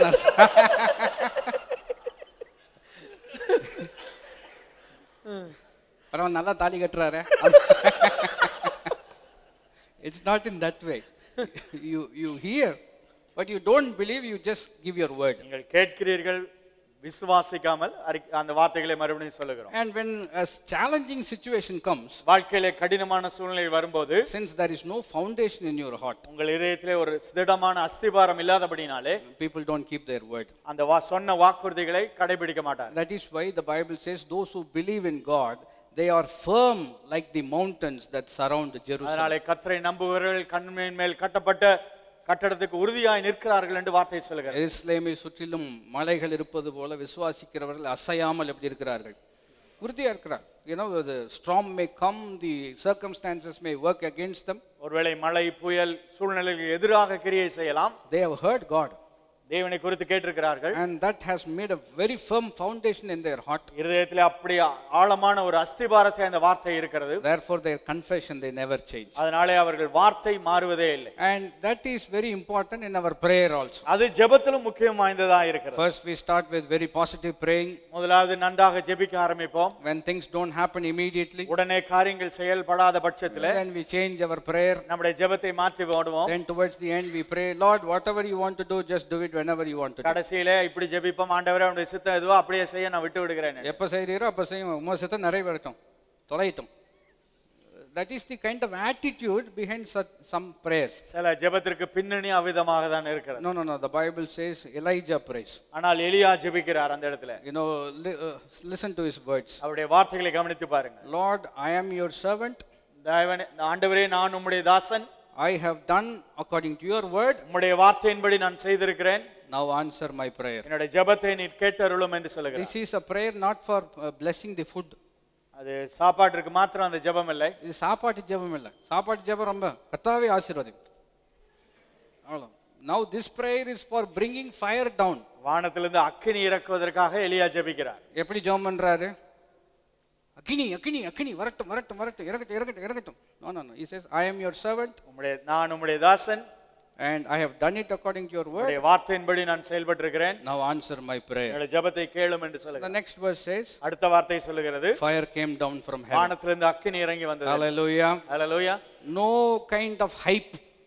அதுல எந்த அப்படியாக பம்ப் அடிக்கிற வேலையும் இல்லை. Nothing big kind of trying to making it happen. அது ஏதோ பெருசா செயல்படுத்துவது போல எதையும் அவர் சொல்லவில்லை. ரொம்ப முயற்சி எல்லாம் கிடையாது. Because he has already heard it. God said, I am going to send it. தேவன் செய்வேன் என்று சொன்னதை ஏற்கனவே எலியா கேட்டிருக்கிறார். He says, I have already heard that you are going to send it. நீர் அனுப்புவீர் என்று ஏற்கனவே கேட்டிருக்கிறேன். I have made things ready. எல்லாவற்றையும் ஆயத்தப்படுத்தி வைத்திருக்கிறேன். Please honor your word. உம்முடைய வார்த்தையின்படி கனப்படுத்தும் என்று சொல்கிறார். God did honor his word. தேவன் நிச்சயமாய் அவருடைய வார்த்தைகளை கனப்படுத்தினார். Hallelujah. Hallelujah. That was a quick prayer and a quick answer. அது சீக்கிரமான ஜெபமாய் இருந்தது, உடனடியான பதிலும் கிடைத்தது. But the same thing does not apply to everything. ஆனால் எல்லா சூழ்நிலையிலும் இப்படியாக செயல்படாது. There are some people who prayed for long years for certain things to happen. சில காரியங்களுக்கு अनेक வருஷங்கள் ஜெபித்த மக்களை நாம் வாசிக்க முடியும். Because it takes certain long time for certain things to come to pass. சில காரியங்கள் நடப்பதற்கு சில நாட்கள் பிடிக்கிறதா இருக்கிறது. And we need to understand that also. அதையும் நாம் புரிந்து கொள்ள வேண்டும். But the key is hearing God. ஆனால் அதிலே திறவுகோல் தேவனுடைய வார்த்தையை கேட்பதுதான். Remember Jesus standing before the tomb of Lazarus. லாசருடைய கல்லறைக்கு முன்பாக இயேசு கிறிஸ்து நிற்பதை ஞாபகப்படுத்தி பாருங்கள். Again just remember he is praying that the dead man will come back to life. அவர் ஜெபிக்கிறார், அந்த இடத்துல அந்த மரித்த நபர் எழுந்து உயிரோடு வருவார். And if you and I, if we are in the place of Jesus, what will we do? இயேசு கிறிஸ்து நின்ற இடத்திலே நாம் நின்றிருப்போம் என்றால் நாம் என்ன செய்திருப்போம்? நம்மள அடக்கம் பண்ண வேண்டிய நிலைமை வந்திருக்கும். The pressure of the circumstance and the pressure to perform, it's very great. அந்த சூழ்நிலையில் அழுத்தம் அவ்விதமா இருந்திருக்கும். அந்த நபர் அப்படி வரவில்லை என்றால் என்ன என்றெல்லாம் எண்ணி இருப்போம். Some preachers, they kind of have a reputation, if they place their hand the person will fall. சில தேவதாசர்கள் இப்படி கரங்களை வைக்கும்போது அவர்கள் கீழே விழுகிறார்கள். So they have a reputation like that. அவர்கள் பேர் பெற்றவர்கள். அப்படிப்பட்ட ஆள்கிட்ட போய் நின்று அவன் கீழே விழுகலைன்னா அவங்களுக்கு உள்ள கீழே விழுந்துரும் மனசு. நம்ம கை வச்சு என்ன செய்யல. Well, when we were studying in England, this particular revival took place. இந்த காரியங்கள் நடக்கும்போது இங்கிலாந்து தேசத்தில் நான் படித்துக் கொண்டிருந்தேன். And everybody used to go to this big church and everybody falls down. அந்த சபைக்கு போகிறவர்கள் எல்லாம் அப்படியே கீழே விழுவார்கள். And because that was big phenomena then. அந்த நேரத்தில் அது ஒரு பெரிய காரியமா இருந்தது. So 20 some students went from our college. எங்க கல்லூரியில இருந்து 20 மாணவர்கள் அதுக்கு 500 people were there in the church. அந்த சபையிலே 500 பேர் அந்த இருந்தார்கள். And at the end of it only 3 people were standing. ஆனால் அது கடைசில 3 பேர் மட்டும் தான் நின்று கொண்டிருந்தார்கள். Me, my friend Jonathan and another Indian brother. நான் என்னோட friend Jonathan இன்னொரு இந்தியர் மட்டும் தான் நின்று கொண்டிருந்தோம். We wanted to fall but we couldn't fall, so we were standing. எங்களால கீழே விழ முடியவில்லை, அதனால நின்று கொண்டிருந்தோம். விழணும் தான் விருப்பம். அது எப்படி தான் இருக்குதுன்னு பாத்துருவோமே. ஒரு ஏக்கத்தோட தான் போனோம், பட் ஒண்ணும் விழல. So we were standing. நாங்க அப்படியே நின்று கொண்டிருந்தோம். So all the prayer warriors they tried to pray to bring us down. அப்படியாக ஜெப வீரர்களா வந்து நாங்க கீழே விழ வேண்டும் என்று ஜெபித்தார். And we were just standing expecting to fall. நாங்க இப்படியாக விழுவோம் என்று எதிர்பார்த்து நின்று கொண்டிருந்தோம். Then the senior pastor himself came. உடனே அந்த பெரிய போதகர் வந்தார். Now we thought this is our time to fall. இப்பொழுது விழ போகிறோம் என்று நாங்கள் யோசித்தோம். Then he started praying and again we were standing. அவரும் ஜெபித்தார், நாங்கள் நின்று கொண்டிருந்தோம். அவர்கள் முழிந்து விழுந்தார்கள், நாங்களோ எமிழ்ந்து நிமிர்ந்து நிற்கிறோம். The whole point is some reputation people have. No, this is how it should happen, this is how it should work. No, it doesn't work like that. What God says, you believe it and God will do it at the right time. சிலர் இப்படி தான் வேலை செய்ய வேண்டும், இப்படி தான் கிரியை செய்யும், இப்படி தான் நடக்கும் என்று சிலர் சொல்வார்கள், செய்வார்கள்.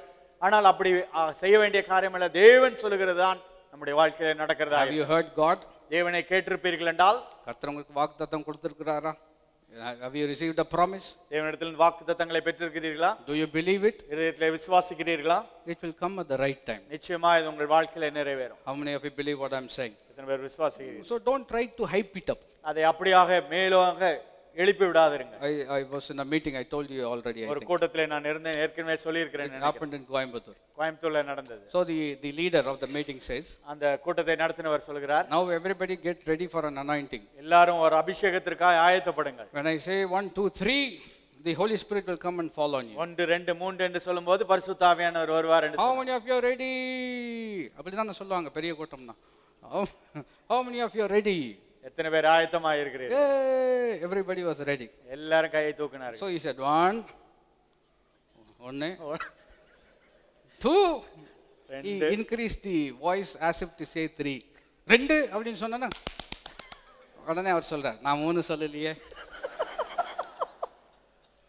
This happened in a public meeting. இது ஒரு பொது கூட்டத்தில் இந்த காரியம் நடந்தது. As if the Holy Spirit is waiting for 3.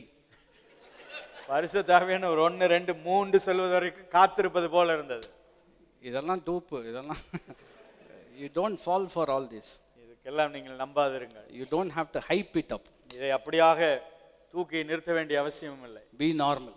சாதாரணமாக இருங்கள். வாக்குரைத்தவர் வாக்கு நிறைவேற்ற வந்தவர். நீங்க தலைகளா நிக்கணும்னு அவசியம் இல்லை. You don't have to hype things up. You don't have to stand on your head. He who is promised is faithful to fulfill it. காரியங்களை பெரிதுபடுத்தி தலைகீழாக நிற்க வேண்டிய அவசியம் இல்லை. வாக்குத்தத்தம் பண்ணினவர் உண்மையுள்ளவராய் இருக்கிறார், நிச்சயமாய் நிறைவேற்றுவார். All you need to do is hear God. நாம் செய்ய வேண்டியதெல்லாம் தேவனுடைய வாக்குத்தத்தங்களை கேட்க வேண்டும். Believe it in your heart. இருதயத்திலே விசுவாசிக்க வேண்டும். And keep confessing until that happens in your life. வாயினாலே அறிக்கை செய்ய வேண்டும். அந்த காரியம் நிறைவேறும் வரைக்கும் அறிக்கை செய்து கொண்டே இருங்கள். Psalm 62 verse 11 and 2. சங்கீதம் 62 11 12 வசனங்களை வாசிப்போம். The Bible says, God has spoken once, I have heard it twice. தேவன் ஒரு தரம் விளம்பினார், இருதரம் கேட்டிருக்கிறேன். And what did God say? தேவன் என்ன சொன்னார்? That is what the psalmist is confessing. சங்கீதக்காரன் அதை தான் அங்கே அறிக்கை செய்கிறார். God spoke once, I heard it twice. Power belongs to God. Mercy and loving kindness also belongs to God. தேவன் ஒரு தரம் விளம்பினார், இருதரம் கேட்டிருக்கிறேன். வல்லமை தேவனுடையது, கிருபையும் உம்முடையது. ஆண்டவரே தேவரீர் அவனவன் செய்களுக்கு தக்கதாய் பலனளிக்கிறீர். So God spoke. தேவன் சொன்னார்.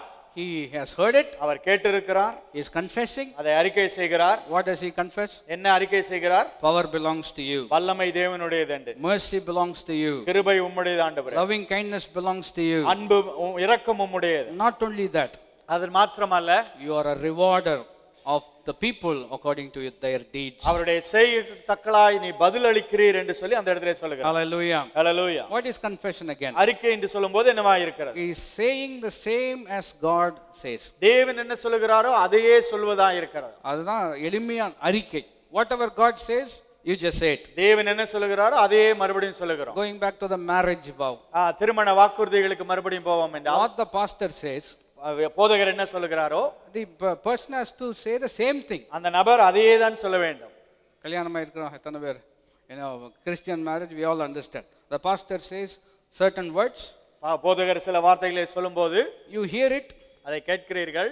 No extra fitting. அதுல எதுவும் சேர்த்து சொல்ல வேண்டிய அவசியம் இல்லை. You just say the same words. அவர் சொல்லுகிற வார்த்தைகளை மாத்திரம் சொன்னால் போதும். That is how a covenant is made. அதுதான் உடன்படிக்கை அங்கே செயல்படுகிறது. Confession works the same way. அறிக்கையும் அவ்விதமாக தான் செயல்படுகிறது. When God says it is possible, தேவன் இது நடக்கும் என்று சொல்வார் என்றால், what do you say? நீங்கள் என்ன சொல்ல வேண்டும்? அப்படின்னு சொல்றாரு பார்க்கலாம். No. When he says it is possible, இது ஆகும் என்று தேவன் சொல்லும்போது, example, God is speaking to Mary through the angel. மரியாள் இடத்திலே தேவதூதன் மூலமா தேவன் பேசுகிறார். With God all things are possible. தேவனால் கூடாத காரியம் ஒன்றுமில்லை என்று சொல்லுகிறார். How did Mary respond in confession? மரியாள் எப்படி அறிக்கை செய்து பதில் கொடுத்தார்கள்? I am your servant. நான் உம்முடைய அடிமை. Be it unto me according to your word. உம்முடைய வார்த்தையின்படியே எனக்காக கடவது. In other words, what is she saying? அந்த இடத்துல அவர்கள் என்ன சொல்லுகிறார்கள்? If all things are possible with you, உம்மாலே எல்லா காரியங்களும் செயல்படுத்த முடியும் என்றால், make it possible in my life. அதை என்னுடைய வாழ்க்கையிலே நடக்கும்படி செய்வீராக. Did God make it possible? தேவன் அதிலே செயல்படுத்தினாரா? Absolutely, of course. நிச்சயமாய் பண்ணினார். The same thing will happen in your life, in my life also. உங்கள் வாழ்க்கையிலும் என்னுடைய வாழ்க்கையிலும் அதே காரியங்கள் செயல்படும். Confession again involves understanding, as I already told you. அறிக்கை என்று சொல்லும்போது நாம் புரிந்து கொள்வதிலும் அதிலே சம்மதப்பட்டதாக இருக்கிறது. Remember, parrot, they can also repeat sentences. கிளி பேசுவதை நீங்கள் கேட்டிருக்கலாம், நாம் சொல்லுவதை மறுபடியும் அது சொல்லும். Some people teach the parrot the nice things. கிளிகளுக்கு சில காரியங்களை சொல்லி நல்ல காரியங்களை சொல்லி கொடுப்பார். வணக்கம் அப்படினா அது வணக்கம்னு சொல்லும். One particular house they had a parrot. ஒரு வீட்ல ஒரு கிளி இருந்தது. And they have taught this parrot like this. அந்த கிளிக்கு இப்படி சொல்லி கொடுத்திருந்தார்கள். If anybody comes, யாராவது வந்தால் திருடன் வரான் திருடன் வரான்னு சொல்லி கொடுத்திருந்தார்கள். So one day the pastor went. ஒரு நாள் பாஸ்டர் போனார். Anybody goes, யார் போனாலும் immediately the parrot will say திருடன் வரான். அந்த கிளி திருடன் வரான் என்று தான் சொல்லும். புருஷன் வந்தாலும் அதான் சொல்ல போகுது, பொண்டாட்டி வந்தாலும் அதான் சொல்ல போகுது. What is the difference? அதுல வித்தியாசம் என்ன? The parrot repeats without understanding. அந்த கிளியானது எதையும் புரிந்து கொள்ளாமல் சொன்னதை மறுபடியும் சொல்லுகிறது. You are not a parrot. நீங்க கிளி அல்ல. You are a person. நீங்கள் ஒரு ஆளா இருக்கிறீர்கள். Which means you understand what God has said. நீங்கள் தேவன் சொன்ன காரியத்தை நீங்கள் புரிந்து கொள்ள வேண்டும். Having understood, you speak. அதை புரிந்து கொண்டு மறுபடியும் நீங்கள் அறிக்கை செய்கிறீர்கள். Hallelujah. Hallelujah. It is not blindly confessing. ஏதோ கண்ணை மூடி அறிக்கை செய்வதல்ல. It's not just vain repetition. வேண்டாத மறுபடியும் சொல்லிக் கொண்டே இருப்பதல்ல. The Bible says, Jesus is saying like this. இயேசு கிறிஸ்து விதமாய் சொல்லுகிறார். Some people believe that if words are many, their prayers will be answered. அநேக வார்த்தைகளால் அவர்கள் ஜெபம் கேட்கப்படும் என்று சிலர் எண்ணுகிறார்கள் என்று வேதம் சொல்லுகிறது. Many people think lots of words, then our prayer is powerful. நிறைய வார்த்தைகளை சொன்னால் ஜெபம் கேட்கப்படும் என்று யோசிக்கிறார். Jesus says that's not the way to do it. அப்படி செய்ய வேண்டிய அவசியம் இல்லை என்று இயேசு சொல்கிறார். Again he says don't in Tamil it comes out very nice. ஜெபத்தில் அளப்பாதைங்கள் சொல்றார். வீண் வார்த்தைகளால் அளப்பாதை. இந்த அளப்பல் எல்லாம் வேண்டாம். அளப்பல், சொதப்பல், குழப்பல் அதெல்லாம் வேண்டாம்னு சொல்றார். Let your words be very plain. உங்கள் வார்த்தைகள் சுருக்கமா இருக்க கடவுது என்று சொல்லுகிறார். And he gives a reason for that also. அதற்கும் ஒரு காரணம் இருக்கிறது. Because your father knows even before you have spoken your word that what you are in need of. உங்கள் வாயிலிருந்து சொல் பிறவாதற்கு முன்பாகவே எல்லாவற்றையும் தேவன் அறிந்திருக்கிறார் என்று வேதம் சொல்லுகிறது. Which means our prayer needs to be a confession of what God has already confirmed. அப்படி என்றால் நம்முடைய ஜெபம் தேவன் ஏற்கனவே சொன்ன வார்த்தைகளை கொண்டு அறிக்கை செய்கிறதாய் நம்முடைய ஜெபம் இருக்க வேண்டும். Remember in 2 Samuel chapter 7. 2 Samuel 7ஆம் அதிகாரத்தை வாசிப்பீர்கள் என்றால் God says to David, I'm going to build a house for you. தாவீதின் இடத்திலே தேவன் சொல்கிறார், உனக்கு ஒரு வீட்டை கட்டுவேன் என்று சொல்லி. And David responds like this. தாவீது விதமாய் பதில் சொல்கிறார், Lord, you have made it known to my heart that you are going to build a house for me. ஆண்டவரே, ஒரு வீட்டை கட்டுவேன் என்று எனக்கு வாக்குத்தத்தம் பண்ணினீர். Since I have heard your word, உம்முடைய வார்த்தையை நான் கேட்டபடியினாலே now I can confidently pray. நான் இப்பொழுது முழு மனதோடு ஜெபிக்க முடியும் என்று சொல்கிறார். நான் உம்மிடத்தில் விண்ணப்பம் பண்ணுவதற்கு எனக்கு இப்பொழுது தைரியம் கிடைச்சிருக்கிறது. That is what he said. Since you have spoken, நீர் பேசினபடினால் now I can confidently pray. உம்மிடத்திலே நான் தைரியமாய் விண்ணப்பம் பண்ண முடியும் என்று சொல்கிறார். An officer, for example, ஒரு அதிகாரி என்று வைத்துக் கொள்ளுங்கள். he says, come and meet me in my office at 10 o'clock tomorrow morning. நாளை காலையில வந்து என்னுடைய ஆபீஸ்ல நீ என்னை பார் என்று சொல்வார் என்றால், and immediately you latch on to that word. அந்த வார்த்தையை நீங்கள் உடனே பிடித்துக் கொள்கிறீர்கள். You go to the office, அவருடைய அலுவலகத்துக்கு நீங்கள் செல்கிறீர்கள். the watchman says you are not allowed. நீ உள்ள போக கூடாது என்று வாட்ச்மேன் சொன்னாலும், what do you say? நீங்கள் என்ன சொல்வீர்கள்? 10 மணிக்கு அவர் வர சொல்லிருக்கார். Yes, asked me to come at 10 o'clock. 10 மணிக்கு அவர் வர சொன்னார் என்று சொல்வீர்கள். But the opposite, for example, அதற்கு எதிர்மறையா இருக்கிற காரியம், he never said anything. அவர் எதுமே சொல்லவில்லை. You are trying your chance to meet him. ஏதோ அப்படி அவரை எப்படியாவது பார்க்க வேண்டும் என்று தருணம் கிடைக்குமா என்று பார்க்கிறீர்கள். And if you are approaching with that attitude, அந்த எண்ணத்தோடு காரியங்களை செய்வீர்கள் என்றால், you will not go beyond the watchman. வாட்ச்மேனை தாண்டி உள்ள ஆபீஸ்க்குள்ள போவே முடியாது. How many of you understand what I am saying? சொல்வதை புரிந்து But if கொள்கிறீர்கள். the same officer has said, ஆனால் அதே அதிகாரி வா என்று சொல்லி இருப்பார் என்றால், meet me at 10 o'clock, 10 மணிக்கு என்னை வந்து பார் என்று சொல்வார் என்றால், he will also tell the watchman, I have an appointment, send him in. வாட்ச்மேனை பார்த்து சொல்வார், நான் வர சொல்லி இருக்கிறேன், அனுப்பி விடு என்று சொல்வார். The moment you come to the door, the watchman says, அந்த வாசல் அருகே வந்தபோது வாட்ச்மேன் சொல்வார், ஐயா உங்களுக்காக தான் வெயிட் பண்றார். You understand what I am trying to say? சொல்வதை புரிந்து கொள்கிறீர்கள் நம்புகிறேன். ஐயா ஏற்கனவே சொல்லியிருக்கிறார். You understand what I am trying to say? And you just hold on to that word of God. தேவனுடைய வார்த்தையை பிடித்துக் கொள்ளுங்கள். 3 things with we would like to pray again. 3 காரியங்களை சொல்லி நான் ஜெபிக்கும்படியாக விரும்புகிறேன். Matthew's Gospel chapter 18. மத்தேயு 18ஆம் அதிகாரத்துக்கு திருப்பிக் கொள்ளுங்கள். And verse 18 to 20. 18ஆம் வசனம் முதல் 20ஆம் வசனம் வரைக்கும். But we are going to go in the reverse to understand it well. 20ஆம் வசனத்திலிருந்து வாசிக்க போகிறோம், அதை புரிந்து கொள்ளும்படியாக. In the reverse.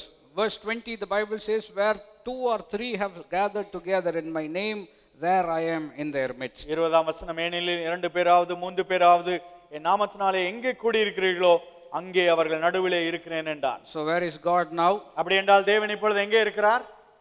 He is with us. நம்மோடு இருக்கிறார். Does he need 2 or 3 people? 2-3 பேர் தேவையா? No, it kind of speaks in a congregational setting. அப்படி நாம் சபையாய் கூடி வருவதே அந்த இடத்துல சொல்லப்பட்டிருக்கிறது. But even if there is no 2 or 3 people, God is still with you. 2-3 பேர் இல்லை என்றாலும் தேவன் உங்களுக்குள்ளாக தான் இருக்கிறார். Because the other verse says, I will never leave you nor forsake you. ஏனென்றால் இன்னொரு வார்த்தை சொல்லுகிறது, உன்னை விட்டு விலகுவதும் இல்லை, உன்னை கைவிடுவதும் இல்லை. So first there is the presence of God. தேவனுடைய பிரசன்னம் முதலாவது அங்கே இருக்கிறது. Since he is already present with you, தேவன் உங்களோடு ஏற்கனவே உடன் இருப்பதனாலே, verse 19 we will find another aspect. 19ஆம் வசனத்திலே இன்னொரு காரியத்தை வாசிக்கிறோம். Again I say to you that if 2 of you agree on earth about anything they may ask, it shall be done for them by my Father who is in heaven.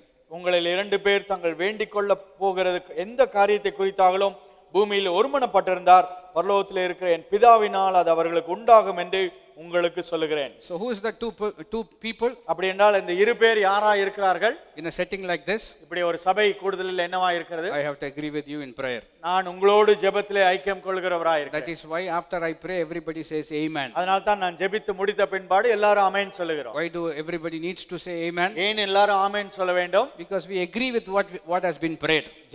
ஜெபித்த காரியத்திற்கு நாம் எல்லாரும் ஒத்துக்கொள்கிறோம். That is why we have to pray clearly. அதனால தான் நாம் தெளிவாய் ஜெபிப்பது அவசியமாய் இருக்கிறது. If we don't pray clearly, people will not say amen. ஆம், தெளிவாய் ஜெபிக்க முடியவில்லை என்றால் மக்கள் ஆமென் சொல்ல மாட்டார்கள். நீங்க என்னமோ ஜெபம் பண்ணிப்பீங்க, நாங்களும் ஆமென் சொல்ல முடியாது அதுக்கு. You understand what I'm trying? So our prayer has to be clear. அதனாலே நம்முடைய ஜெபம் தெளிவாய் இருப்பது அவசியமாய் இருக்கிறது. Everybody says amen just to confirm and to agree.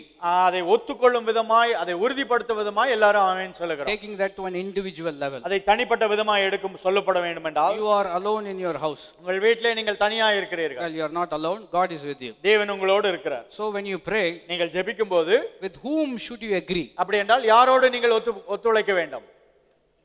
So when God is with you, தேவன் உங்களோடு இருக்கிறார். that makes the 2 of you. அப்படி என்றால் 2 பேரும் அங்கே இருக்கிறீர்கள். Now the Bible says 2 have to agree. அங்கே 2 பேரும் ஒருமனப்பட வேண்டும் என்று சொல்கிறார். So who has to agree with who? அப்படி என்றால் யார் யாரோடு ஒருமனப்பட வேண்டும்? Will God agree with you or will you agree with God? தேவன் உங்களோடு ஒருமனப்படுவாரா, நீங்கள் தேவனோடு ஒருமனப்பட வேண்டுமா? What is good? எது நல்லது? அது அப்படி பாப்போம். எது நல்லது?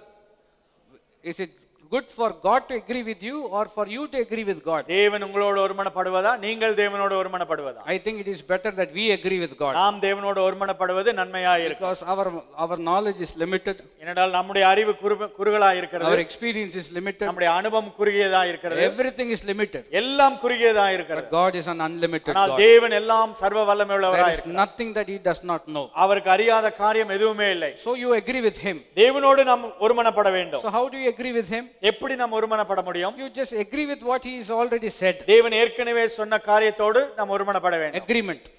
அக்ரிமெண்ட் எடுத்துக்கொள்வீர்கள் என்றால், It's a piece of paper where people have already discussed and written something. அங்கே 2 பேரும் ஒருமனப்பட்டு ஒரு காரியங்களை டிஸ்கஸ் பண்ணி எழுதி கையெழுத்து போட்டிருப்பார்கள். And after the end, after agreeing, they put their name to it. அதை ஒத்துக்கொண்ட பிற்பாடு கையெழுத்து போட்டு பேர் எழுதுகிறார்கள். Well, God has agreed, and he has already signed his name. தேவன் ஏற்கனவே எல்லாவற்றையும் எழுதி கொடுத்திருக்கிறார் நம்முடைய கரங்களில். அவர் கையெழுத்து போட்டிருக்கிறார். இப்போ நான் யார் கையெழுத்து போடணும்? நீங்க தான் போடணும். I have to agree with God. நாம் தேவனோடு ஒருமனப்பட வேண்டும். What has been written? ஏற்கனவே எழுதப்பட்ட காரியம். He says you will not be below, you will be above. நீங்கள் கீழாகாமல் மேலாக இருப்பீர்கள். எத்தனை பேர் அதுக்கு ஒத்துக்கலாம்னு நினைக்கிறீங்க? பாதி பேர் ஒத்துக்க மாட்டேங்கிறீங்க. நீங்கள் கீழாகாமல் இதுக்கு ஒத்துக்கலாமா ஒத்துக்கூடாதா? வாளாகாமல் தலையாவாய். என்னை தேடுகிறவர்களுக்கு ஒரு நன்மையும் குறையப்படாது. எத்தனை பேர் ஒத்துக்கலாம்? என்ன சொன்னாலும் ஒத்துக்கலாம். He is a good God. அவர் நல்லவராக இருக்கிறார். And whatever he says is good for us. அவர் சொல்வதெல்லாம் நன்மையாய் இருக்கிறது. And the only thing we have to do is just agree with him. அவரோடு ஒருமனப்படுவதுதான் நாம் செயல்படுகிற காரியமாக இருக்கிறது. So he is with us. அவர் நம்மோடு இருக்கிறார். Then we agree with him. அவரோடு நாம் ஒருமனப்படுகிறோம். Verse 18. 18ஆம் வசனம். The Bible says, truly I say to you, whatever you shall bind on earth shall be bound in heaven, and whatever you loose on earth shall be loosed in heaven. பூலோகத்திலே நீங்கள் எவைகளை கட்டுவீர்களோ அதை பரலோகத்திலும் கட்டப்பட்டிருக்கும். பூலோகத்திலே நீங்கள் எதை கட்டவிழ்ப்பீர்களோ அது பரலோகத்திலும் கட்டவிழ்ப்பட்டிருக்கும் என்று மெய்யாகவே உங்களுக்கு சொல்லுகிறேன். So how to bind and how to loose? அப்படி என்றால் எதை எப்படி கட்டுவது, எதை கட்டவிழ்ப்பது? That's the key. அது திறவுகோலாக இருக்கிறது. You know, in Tamil it says katta vendum kattavilku. The moment that word is used, we only think of rope and tying a knot. நாம் கட்டுவது கட்டவிழ்ப்பது என்று சொல்லும்போது ஒரு கயிறை வைத்து கட்டி இல்லாவிட்டா கயிறை கட்டி அவிழ்ப்பது யோசிக்கிறோம். That's what usually comes to our அது mind. நம்முடைய மனதிலே அதுதான் தோன்றுகிறது. But in this particular scripture, how do we bind and how do we loose? How do we bind and how do we loose? எப்படி கட்ட முடியும், எப்படி கட்டு அவிழ்க்க முடியும், எப்படி? You know, some people say கட்டுகிறோம் ஆண்டவரே அப்படின்னா டைட்டா முடிச்சு போட்டுருக்காங்கன்னு அர்த்தம். கட்டுகிறோம். You understand? கொஞ்சம் பேர் ஒரு மாதிரி பார்க்குறீங்க. How to bind and how to loose? எப்படி கட்டுவது, எப்படி கட்டவிழ்ப்பது? It is by proclamation. To use an alternate word, அதை மாற்றி சொல்ல வேண்டும் என்றால், whatever you proclaim or whatever you permit will be permitted, whatever you prohibit will be prohibited. எதெல்லாம் நீங்கள் ஏற்றுக்கொள்கிறீர்களோ அதெல்லாம், எவைகளை அனுமதிக்கிறீர்களோ அவைகள் அனுமதிக்கப்படும், எவைகள் அனுமதி மறுக்கிறீர்களோ அவைகளுக்கு அனுமதி மறுக்கப்படும். அனுமதி கொடுக்கிறதும் கொடுக்காம இருக்கிறதுக்கும் என்னத்தை பயன்படுத்தணும்? That is how you have to, by proclamation you permit or you prohibit. நீங்கள் அறிக்கை செய்வதன் மூலமாய் அதை அனுபவிக்கிறீர்கள், இல்லாவிட்டால் தடை செய்கிறீர்கள். Hallelujah. Hallelujah. And what do we pray? என்ன ஜெபிக்கிறோம்? Whatever we have agreed with God in prayer, தேவனோடு எதெல்லாம் நாம் சேர்ந்து ஒருமனப்பட்டு ஜெபிக்கிறோமோ that you proclaim. அதை நாம் அறிக்கை செய்கிறோம். By proclaiming, அதை அறிக்கை செய்வதன் மூலமாய் you are permitting what you have agreed with God. தேவனோடு நீங்கள் அறிக்கை செய்ததை நீங்கள் அனுமதிக்கிறீர்கள். And by proclaiming, you are also prohibiting what God has already prohibited. அப்படி அறிக்கை செய்வதன் மூலமாய் தேவன் ஏற்கனவே அதை வேண்டாம் என்று தடை செய்த காரியத்தை நீங்களும் தடை செய்கிறீர்கள். The Bible says whatever is permitted in heaven, you can permit it here. பரலோகத்தில் எதெல்லாம் ஏற்றுக்கொள்ளப்படுகிறதோ அதெல்லாம் அனுமதிக்கப்படுகிறதோ, அனுமதிக்கப்படுகிறதோ அதை whatever நீங்கள் is அனுமதிக்கிறீர்கள். prohibited in heaven, you can prohibit it here. எதெல்லாம் பரலோகத்திலே தடை செய்யப்படுகிறதோ அதை நீங்கள் இங்கேயும் தடை செய்யலாம். That is what Jesus meant when he taught us to pray like this. அது ஜெபிக்க கற்றுக் கொடுக்கும்போது இயேசு கிறிஸ்து அதை தான் சொன்னார். May your will be done in my life as it is in heaven. பரலோகத்திலே உம்முடைய சித்தம் செயல்படுகிறது போல என்னுடைய வாழ்க்கையிலும் செயல்படட்டும் என்று சொன்னார். Hallelujah. Hallelujah. And that is what we have to do in our prayer. நம்முடைய ஜெபத்திலும் நாம் அதை தான் செய்ய வேண்டும். Whatever we agree with God, தேவனோடு நாம் எதெல்லாம் ஒத்துக்கொள்கிறோமோ ஒருமனப்படுகிறோமோ believe it in our heart, இதயத்திலே நாம் விசுவாசிக்க வேண்டும். open our mouth and speak those words. வாயை திறந்து நாம் அதை அறிக்கை செய்ய வேண்டும். Hallelujah. Hallelujah. அறிக்கை செஞ்சா மாத்திரம் போதுமா? They may ask, you know, just confession, is it good enough? வெறும் அறிக்கை மாத்திரம் போதுமா என்று ஒரு கேள்வி Well, கேட்பார். confession is the initial action for our faith. நம்முடைய விசுவாசத்திற்கு ஆரம்பம் அறிக்கையாய் இருக்கிறது. மனைவியா இருப்பாயா?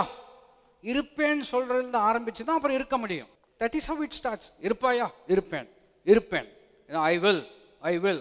Then you have to will throughout your life. நான் இருப்பேன் என்று முதலாவது அறிக்கையை ஆரம்பித்து வாழ்க்கை முழுவதும் அதை வாழ்ந்து காமிக்கிறோம். How many of you understand what I am saying? சொல்வதை புரிந்து கொள்கிறேன் நம்புகிறேன். So the initial expression of our faith, நம்முடைய விசுவாசத்தின் முதல் அறிக்கையாய் இருக்கிறது. முதல் அடையாளம் என்று சொல்லலாம். Initial expression or the initial sign is that what we believe has to come out as confession from our mouth. விசுவாசத்தின் முதல் அடையாளம் நம் இதயத்திலே விசுவாசிக்கிறதை வாயினாலே அறிக்கை செய்கிறோம். Hallelujah. Hallelujah. How many of you understand tonight? இந்த ராத்திரி வேளையில் எத்தனை பேர் புரிந்து கொண்டீர்கள்? No, prayer is believing in our heart. ஜெபம் என்று சொல்லும்போது நம்ம இதயத்திலே விசுவாசிக்கிறோம். For you to believe, you need to hear. விசுவாசிப்பதற்கு நாம் கேட்க வேண்டும். If you hear, you believe, and then you confess. நாம் கேட்கிறோம், விசுவாசிக்கிறோம், பிற்பாடு அறிக்கை செய்கிறோம். What does the psalmist say? சங்கீதக்காரன் என்ன சொல்லுகிறார்? I get up every morning and confess. காலையில் எழுந்து நான் அறிக்கை செய்கிறேன் என்று சொல்லுகிறார். And he says, I wake up every night and meditate. ஒவ்வொரு ராத்திரியும் விழித்துக் கொண்டு நான் அறிக்கை செய்கிறேன் என்று சொல்லுகிறார். தியானிக்கிறேன். I meditate. Out of the fullness of the heart, the mouth begins to speak. இருதயத்தின் நிறைவினாலே வாய் பேசுகிறது. Hallelujah. Hallelujah. And whatever is confessed in agreement with God, God is able to bring it to pass in your life. தேவனோடு சேர்ந்து எதெல்லாம் அறிக்கை செய்கிறோமோ எல்லாவற்றையும் தேவன் நம்முடைய வாழ்க்கையிலே செயல்படுத்துகிறவராய். One final thought and we will close. ஒரு காரியத்தை சொல்லி நான் முடிக்கும்படியாக விரும்புகிறேன். See, what God says, it will come to pass. தேவன் சொல்லுகிற காரியங்கள் எல்லாம் உங்கள் வாழ்க்கையிலே நிறைவேறுகிறதா இருக்கிறது. Your words has also got power. உங்கள் வார்த்தையிலும் வல்லமை இருக்கிறது. Because the Bible says, be it unto you according to your word. உன்னுடைய வார்த்தையின்படி உனக்கு ஆக கடவுது என்று வார்த்தை சொல்லுகிறது. He said that to Moses. மோசேயின் இடத்துல அந்த வார்த்தையை சொன்னார்.